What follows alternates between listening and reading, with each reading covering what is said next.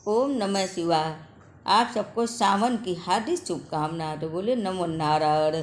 हर साल कुल 12 शिवरात्रि आते हैं, जिनमें से 2 शिवरात्रि का सबसे अधिक महत्व होता है। एक महाशिवरात्रि और दूसरी सावन की शिवरात्रि।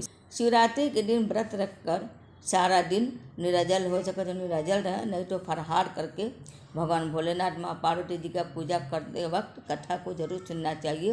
एक पौराणिक कथा के अनुसार एक बार चित्रभानु नामक एक शिकारी था। पशुओं की हत्या करके वह अपने कुटुंब को पालता था। वह एक साहूकार का ऋणी भी था, लेकिन ऋण समय पर न चुका सकने पर क्रोधित साहूकार ने उसको शिव मठ में बंदी बना लिया। संजोग से उस दिन शिवरात्रि थी। बंदी रहते हुए शिकारी मठ में शिव संबंधी धार्मिक बातों को सुनता रहा और वहीं उसने शिवरात्रि व्रत की कथा को भी सुनी। संध्या होने पर साहूकार ने उसे बुलाया और ऋण चुकाने के लिए पूछा तो शिकारी अगले दिन सारा ऋण लौटा देंगे इसका वचन दिया। साहूकार ने उसकी बात को मान ली और उसे छोड़ दिया। शिकारी जंगल में शिकार के लिए निकला, लेकिन दिन भर बंदी गृह में रहने के कारण भूख प्यास से व्याकुल था।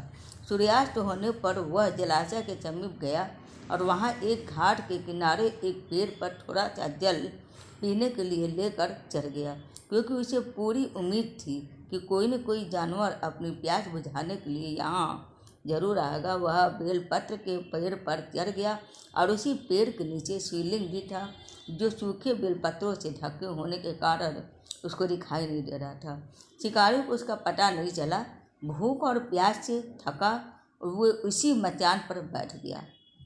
मचान बनाते समय उसने जो टहनियाँ तोड़ी वो संजोग से शिवलिंग पर गिरी और इस प्रकार से दिन भर भूखे प्यासे शिकारी का व्रत भी हो गया और शिवलिंग पर बेलपत्र भी चढ़ गया। एक पहर रात्रि बीत जाने पर एक गर्भिणी मृगी तालाब पर पानी पीने पहुंची। शिकारी ने धनुष पर तीर चढ़ाकर जो ही पतंचा खींची, उसके हाथ से धक्के से कुछ पत्ते एवं जल की कुछ बूंदें नीचे बने शिवलिंग पर गिरी और अनजाने में ही शिकारी को पहले पहर की पूजा हो गई। मृगी बोली, मैं गर्भिणी हूँ, शीघ्र ही प्रसव करूँगी। तुम एक साथ 2 जीवों की हत्या करोगे तो ठीक नहीं है। मैं अपने बच्चों को जन्म देकर शीघ्र ही तुम्हारे समक्ष प्रस्तुत हो जाऊँगी, तब मार लेना। शिकारी ने पतंचा ढीली कर ली और मृगी जंगली झाड़ियों में लुप्त हो गई। कुछ ही देर बाद एक और मृगी उधर से निकली। शिकारी की प्रसन्नता का ठिकाना न रहा। समीप आने पर उसने धनुष पर बाढ़ चढ़ाया। कुछ बेलपत्र नीचे शिवलिंग पर जा गिरे और अनायास ही शिकारी को दूसरे प्रहर की पूजा हो गई। तब उसे देख मृगी ने विनम्रतापूर्वक निवेदन किया कि मैं थोड़ी देर में पहले ही ऋतु निवृत्त हुई हूँ, कामातुर विरहिणी हूँ, अपने प्रिय की खोज में भटक रही हूँ। मैं अपने पति से मिलकर शीघ्र ही तुम्हारे पास आ जाऊँगी। शिकारी ने इसे भी जाने दे दिया। 2 बार शिकार को खोकर वह चिंता में पड़ गया। रात्रि का आखिरी पहर बीत गया था। तभी एक अन्य मृगी अपने बच्चों के साथ उधर से निकली। शिकारी धनुष पर तीर चढ़ाकर छोड़ने वाला ही था कि मृगी बोली, मैं इन बच्चों की इनके पिता के हवाले करके लौट आऊँगी और उस समय तुम मुझे मार लेना। शिकारी हंसा और बोला, सामने आए शिकार को छोड़ दूँ? मैं ऐसा मूर्ख नहीं। इससे पहले भी मैंने 2 बार अपना शिकार खो चुका। तो मेरे बच्चे भूखे प्यासे तड़फ रहे होंगे। उत्तर में मृगी ने फिर से कहा, जैसे तुम्हें अपने बच्चों की ममता सता रही है, ठीक वैसे ही मुझे भी इनकी फिक्र है। इसीलिए सिर्फ बच्चों के नाम पर मैं थोड़ी देर के लिए जीवन दान मांग रही हूँ। मेरा विश्वास करो, मैं इन्हें इनके पिता के पास छोड़कर तुरंत लौटने की प्रतिज्ञा करती हूँ। मृगी का दीन स्वर सुनकर शिकारी को उस पर दया आ गई और उसने मृगी को भी जाने दे दिया।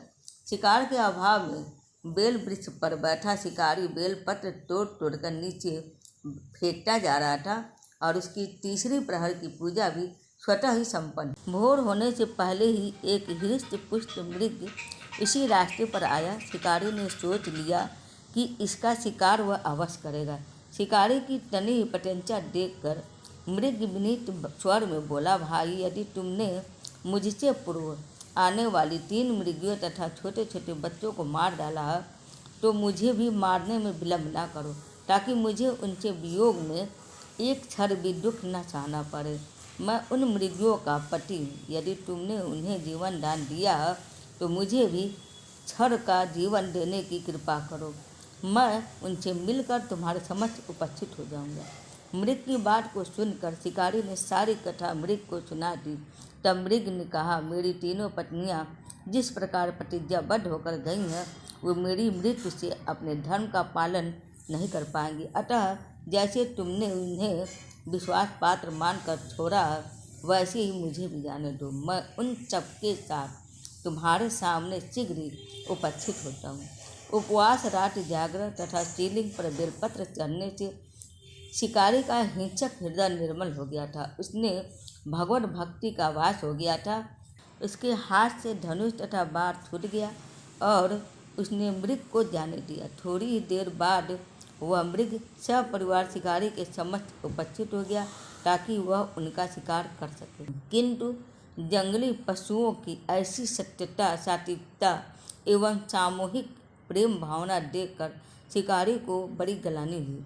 उसके नेत्रों से आंसुओं की झड़ी लग गई और उस मृग परिवार को न मारकर शिकारी ने अपने कठोर हृदय को जी हिंसा से हटा सदा के लिए कोमल एवं दयालु बना। देवलोक से समस्त देव समाज भी इस घटना को देख रहे थे। उसके ऐसा करने पर भगवान शंकर ने प्रसन्न होकर तत्काल उसे अपने दिव्य स्वरूप का दर्शन करवाया तथा उसे सुख समृद्धि का वरदान देकर गो नाम प्रदान किया। यही वह गो था जिसके साथ भगवान श्री राम जी ने मित्रता की थी। इस प्रकार से महाशिवरात्रि पूजन पौराणिक व्रत कथा संपूर्ण होता है। तो बोलिए नमो नारायण। ओम नमः पार्वती पते, हर हर महादेव।